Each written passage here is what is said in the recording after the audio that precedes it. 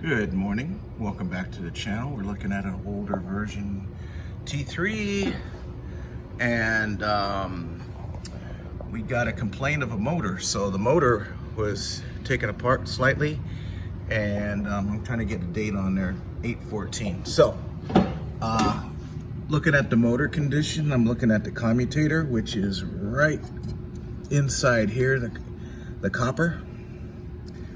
That's exposed right there. Carbon brushes right on that, and looking at how many hours, I'm believing that might be the original one.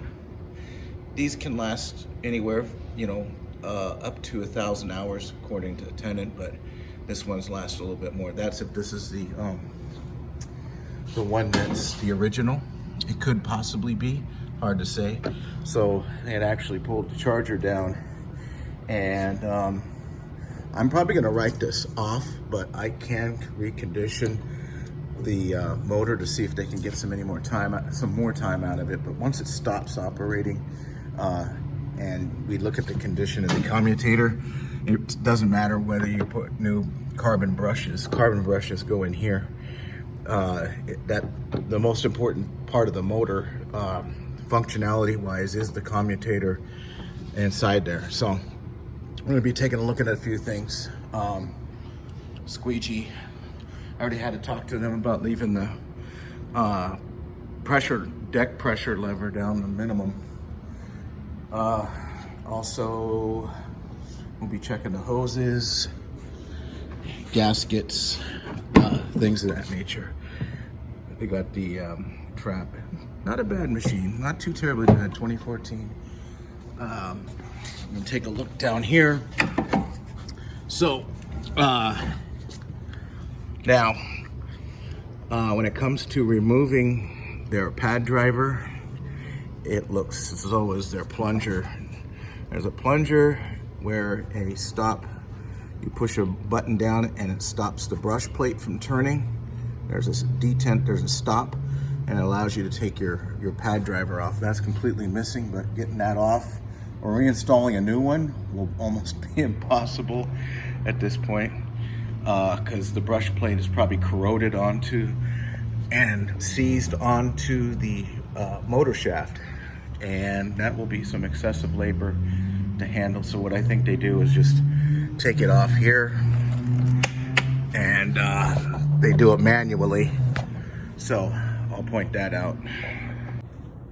Now I got the charger back up in its compartment next to the vac motor. I just want to talk about the batteries here. I still got to clean up and get you an accurate date code on these. This is particularly bad.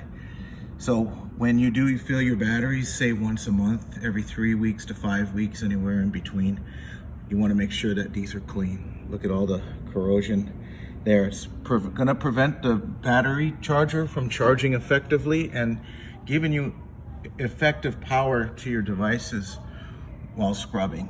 So we're gonna continue on with the quote here.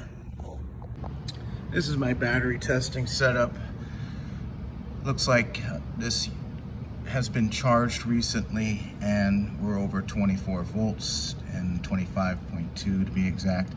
Also, I put some anti-corrosion and cleaner acid detector on these terminals here, especially this bad one here. So I found the date code, which is K. So you go A, B, C, D, E, F, G, H, I, J, K. So that's November 2021. So depending on my hydrometer testing, and we go through all the cells here, and I just give it a few squirts in here, and we're looking, and this is the first cell, but I'm going to go through all these cells. I'm not going to keep you for that, but we don't want to see anything in the red zone, because that means you have a dead cell. So this is what I should see approximately across all cells.